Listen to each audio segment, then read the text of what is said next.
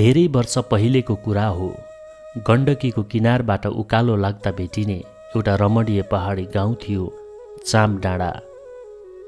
हिमालको चिसो बतास ठोकिने त्यो गाउँमा गुराँस फुल्थे, कोइली गाउँथे र प्रकृतिको काखमा मानिसहरू आआफ्नै सुरमा रमाउँथे। तर त्यो सुन्दर गाउँको पुछारमा बाँसको झाङमुनि एउटा सानो, पुरानो र जीर्ण घर थियो। ढुङ्गा र माटोले बनेको, खरको छानो भएको त्यो घरको भित्ताका माटोहरू उप्किसकेका थिए। आँगनमा झार उम्रिएका थिए। त्यही सुनसान घरमा बस्थिन् भद्रकला आमै। उमेरले 70 डाँडो काटिसकेकी भद्रकला आमैको जीवन त्यो पुरानो घर जस्तै जीर्ण थियो। उनका श्रीमान परलोक भएको वर्षौँ भइसकेको थियो। भएका सन्तानहरू पनि कमाउने आशमा परदेश पछेपछि न त फर्केर आए न त कुनै खबर नै पठाए। गाउँलेहरू भन्थे, बिचरा भद्रकला कर्ममै एक्लो लेखिएपछि कसको के लाग्छ र। आमैको दैनिकी पिँढीमा बसेर टोलाउनु, आफ्नै मनसँग गन्थन गर्नु र बुढो ज्यान लतार्दै अलिकति खोले फाँडो पकाएर खानुमै बित्थ्यो। उनका आँखामा आँसु सुकिसकेका थिए, तर मनको घाउ भने आलो नै थियो। गाउँलेहरू उनलाई देख्दा बजै त भन्थे, तर कसैले नजिक गएर आमै सन्चो बिसन्चो के छ भनेर सोध्दैनथे। बरु कतिपयले त अलक्षिना बुढी भनेर कुरा काट्थे। त्यो सालको हिउँद अलि कडा थियो। चिसो सिरोटोले हड्डी नै कमाउँथ्यो। एक साँझ भद्रकला आमै वनबाट दाउराको सानो भारी बोकेर फर्कँदै थिइन्। अँध्यारो खस्नै लागेको थियो। एक्कासी उनले बाटो छेउको काँडे झाडीबाट केही कराएका आवाज सुनिन्। च्याँ च्याँ च्याँ। आवाज निकै मसिनो र करुण थियो।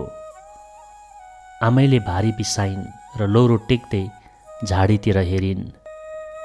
त्यहाँ रगतले लतपतिएको एउटा सानो बाँदरको बच्चा काँपिरहेको थियो। सायद कुनै सिकारीको पासोमा परेको थियो वा बथानबाट छुटेर लडेको थियो। उसको खुट्टामा गहिरो चोट थियो। आमैको मनमा दया पलायो। उनले आफ्नो पटुकीको छेउले आँसु पोछिन् र भनिन्, बिचरा तँ पनि म जस्तै एक्लो रहेछस्। आइज म तँलाई सहारा दिन्छु। उनले त्यो सानो बाँदरलाई आफ्नो खालको मजेत्रोमा बेरेर घर ल्याइन्। घर पुगेर बेसार तेल तताएर उसको घाउमा लगाइदिइन्। अलिकति तातो दुध कचौरामा राखेर चम्चाले खुवाइन्।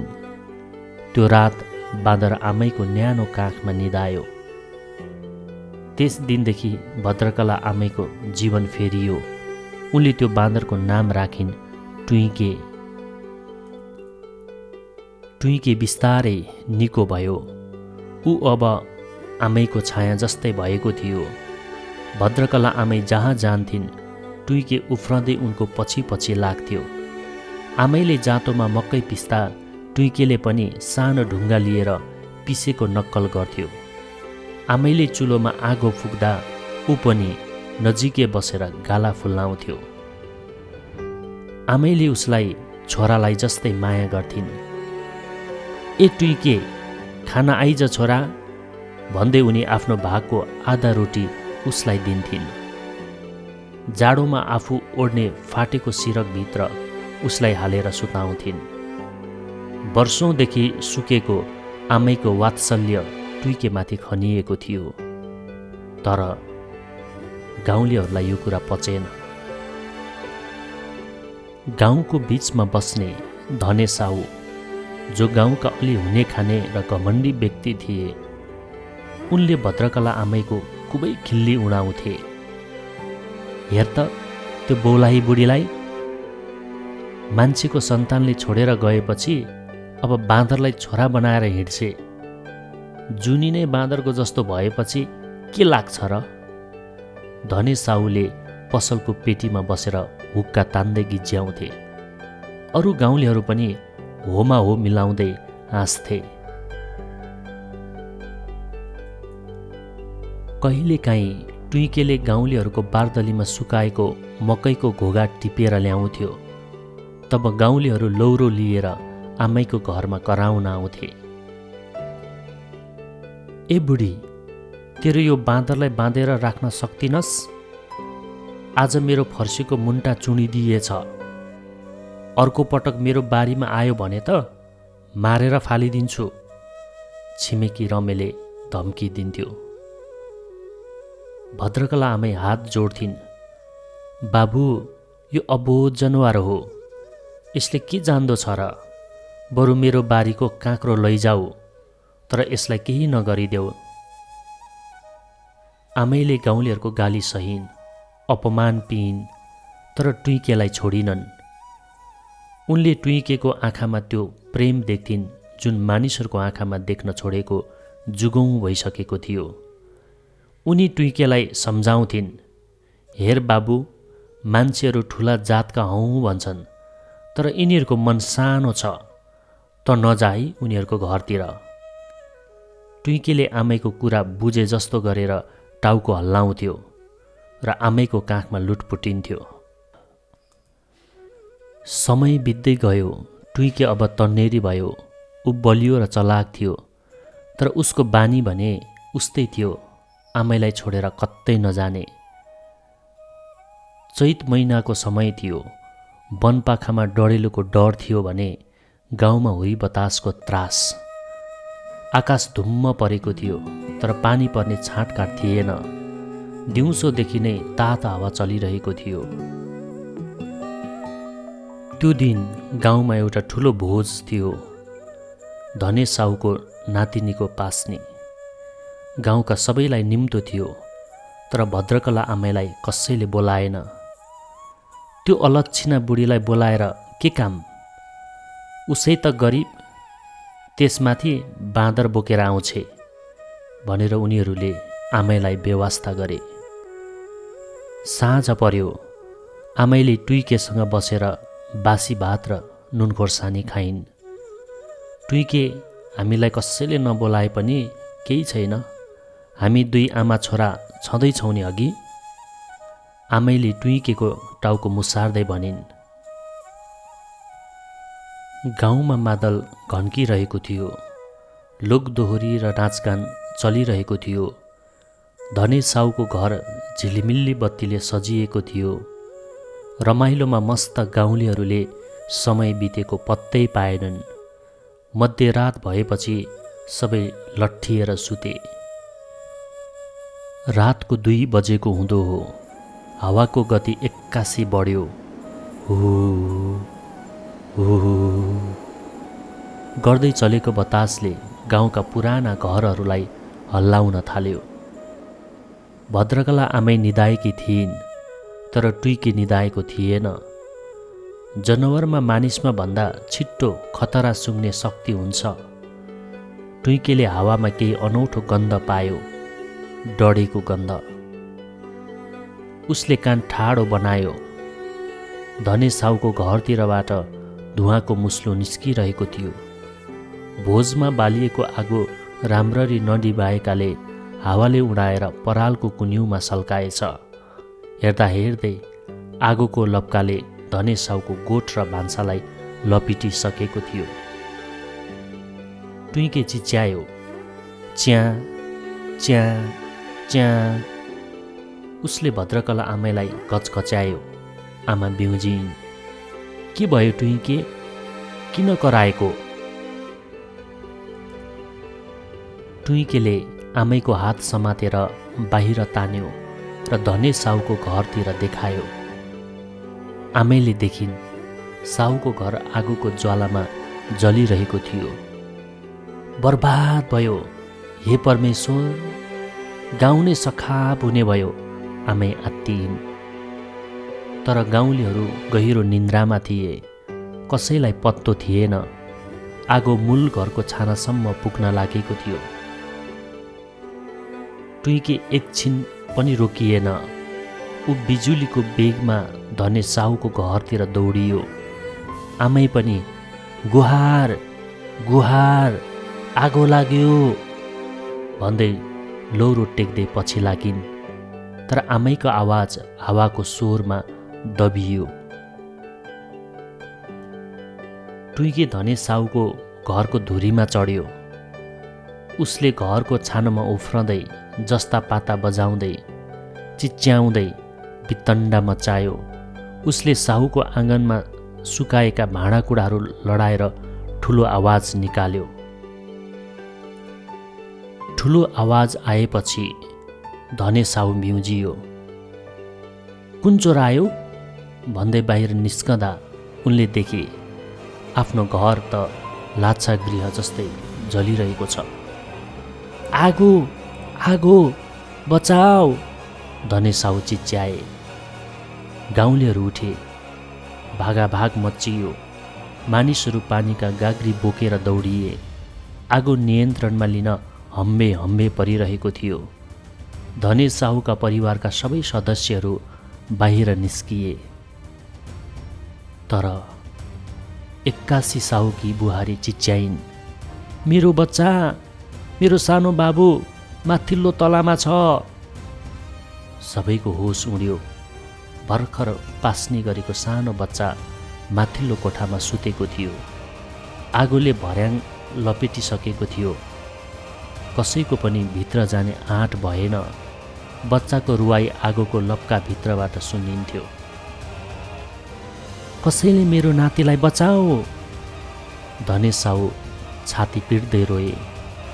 तर आगोको रापले कसैलाई नजिक जान दिएन। त्यही बेला एउटा छाया सरर र घरको पछाडिको पाइपबाट माथि चढ्यो। त्यो टुइके थियो। ए, त्यो बाँदर मर्न गयो, कसैले भन्यो। भद्रकला आमै तल पुगिसकेकी थिइन्। उनले मुटु थामिन्। टुइके नजा बाबु। तर टुइके रोकिएन। ऊ झ्यालबाट भित्र पस्यो। धुवाँको मुस्लोमा ऊ हरायो। एक छिन, दुई छिन, समय रोकिए जस्तै भयो। सबैको सास अड्कियो। कतै बाँदर र बच्चा दुवै जलेर खरानी हुने त होइनन्? केही क्षणपछि झ्यालको चौकोसमा टुइके देखा पर्यो। उसको छातीमा च्याप्प टाँसिएको थियो त्यो सानो बच्चा। टुइकेको शरीरका रौँहरू ठाउँ ठाउँमा डढेका थिए। ऊ खोक्दै थियो। उसले बडो सावधानीपूर्वक बच्चालाई काखमा च्यापेर पाइपको सहाराले तल ओर्लियो। तल पुग्न साथ उसले बच्चालाई धने साहुको बुहारीको काखमा राखिदियो र आफू चाहिँ भुइँमा थचक्क बस्यो।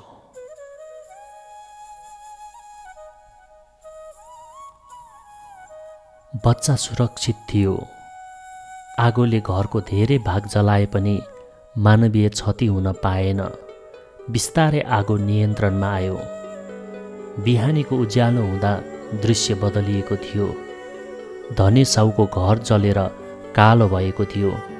तर उनको नाति सकुशल काखमा खेल्दै थियो। आँगनको एक छेउमा टुइके लडेको थियो। उसको हात र पिठ्यौँ डढेर घाउ भएको थियो। भद्रकला आमै उसको टाउको आफ्नो काखमा राखेर रोइरहेकी थिइन्। मेरो बौलाहा छोरा, किन गइस् आगोमा? आमै भक्कानिँदै थिइन्। धने साहु र गाउँलेहरू वरिपरि जम्मा भए। हिजोसम्म जो बाँदरलाई देख्दा ढुङ्गा हान्थे, आज उनीहरूको शिर झुकेको थियो। जसलाई उनीहरूले जनावर भनेर हेला गरे, आज उसैले मान्छेको वंश बचाइदिएको थियो। धने साहु अघि बढे। उनका आँखाबाट आँसुका धारा बगिरहेका थिए। उनले भद्रकला आमैको खुट्टा समाते।